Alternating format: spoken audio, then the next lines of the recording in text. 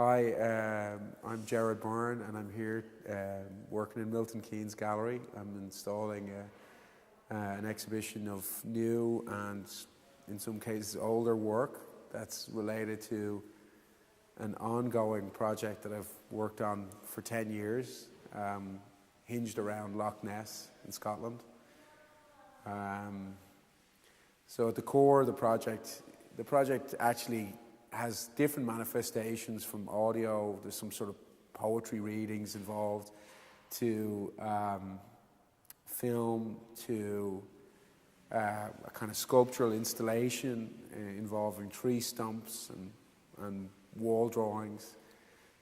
But the core of the project is a whole load of photographic material that I've gathered over the course of a decade, in which I've made probably a dozen expeditions, we'll say, to Loch Ness. Ultimately the project, I think, is at some level some sort of allegory of photography, or somehow it's about photography and belief in photography. This interest in photography and belief, I think, has emerged for me, I think, in the last decade, out of maybe a kind of almost a nostalgia for a moment when there was some idea of belief in the photographic image. I think in the last decade, of course, the idea of the connection between the photographic image and truth has been under siege from all quarters. And so my initial sort of gravitation towards Loch Ness was because I realized that actually Loch Ness is one of these kind of cardinal sites, you might say, in terms of a history of photography in relation to belief and in relation to truth.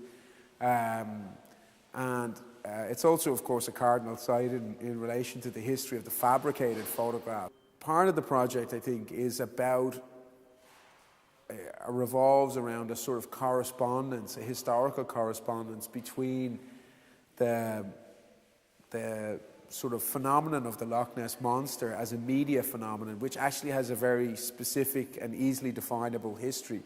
It actually began in 1932. So the myth of the Loch Ness Monster, of course, goes apparently back to the 16th century, or even earlier. What am I talking about? The 11th century. But the idea of the Loch Ness Monster as something exceptional, as something that's global in its scope in terms of interest in it, dates specifically to 1932, when, for a combination of reasons, there was a huge media sort of storm that developed around some sightings. And of course that led to more sightings, and the phenomenon was developed.